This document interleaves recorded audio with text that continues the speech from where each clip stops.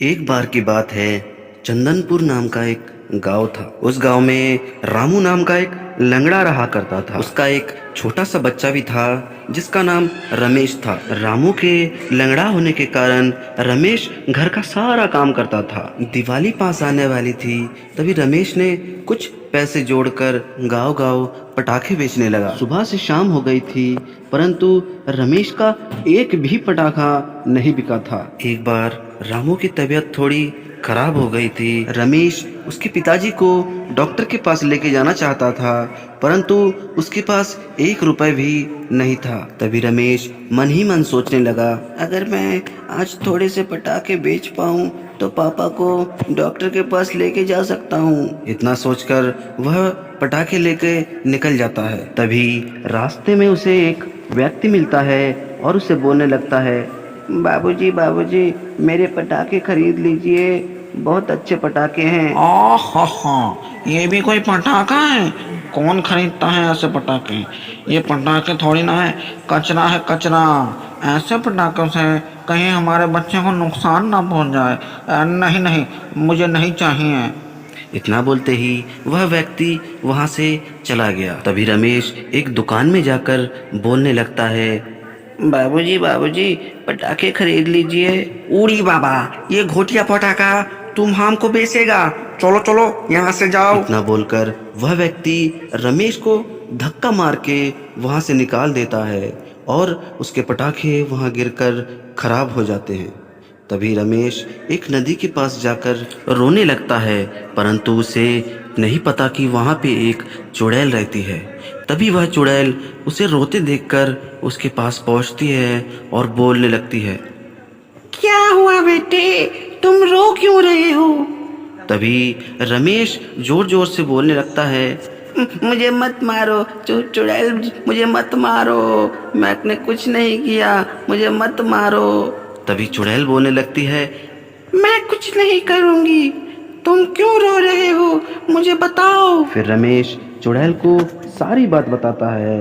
चुड़ैल उसे बोलती है, तुम निश्चिंत होकर घर जाओ, मैं तुम्हारे लिए पटाखे बेचकर पैसे ले आऊंगी। तभी रमेश बोलने लगता है, आपको तो देखकर सब डर जाएंगे, आपसे पटाखे कौन खरीदेगा। तभी चुड़ैल अपना रूप बदलती है और बोलती है, अब तो मुझे कोई नहीं पहचानेगा।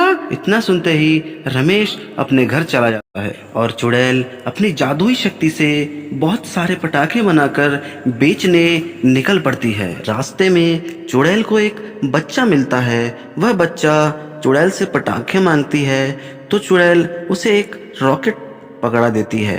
तभी उस बच्चे का बाप आ जाता है और बोलने लगता है, अरे वाह वाह वाह, बच्चे ने पटाखे मांगे नहीं कि हाथ में रॉकेट पकड़ा दिया है। तुम्हारे पटाखे घटिया होते हैं, इन्हें हमारे बच्चे को मत दिया करो, जाओ यहाँ से, भागो। तभी चुड़ैल बोलने लगती है, बाबूजी, ये बहुत अच्छे पटाखे हैं, बच्चे को बहुत पसंद है, दिला दीजिए। अरे नहीं नहीं नहीं, तुम्हारे ये घटिया पटाखे हमें नहीं चाहिए, जाओ यहाँ से, वरना गाँव वालों को बुलाकर मार खिलाऊंगा। तभी चुड़ैल को गुस्सा आ जाता है और चुड़ैल उसके पीठ में रॉकेट बांधकर उड़ा देता है। तभी वह व्यक्ति नीचे गिरता है और चुड़ैल वहां से चली जाती है। धीरे धीरे चुड़ैल के पटाखे बहुत बिकने लगते हैं।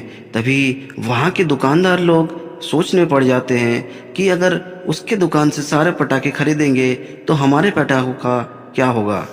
तभी एक व्यक्ति वहां आता है और बोलता है, अरे भैया, क्या तुमने सुना है, ये पटाखे बेचने वाली कोई इंसान नहीं, चुड़ैल है।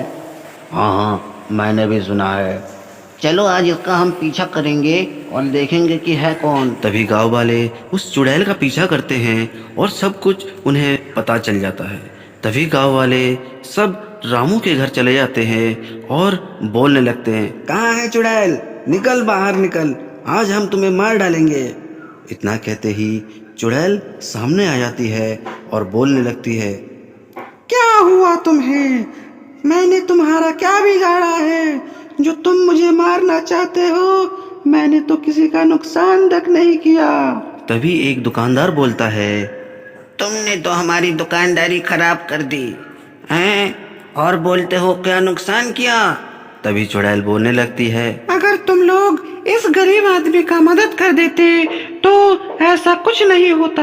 इनकी दिवाली भी बहुत अच्छे से मन जाती। जब ये बच्चा पटाखे बेचने गया तो तुमने उसे धक्के मार के निकाल दिया और बहुत सुनाया, और मैंने तो इसकी मदद की। बताओ इसमें किसकी गलती है, तुम्हारी या मेरी?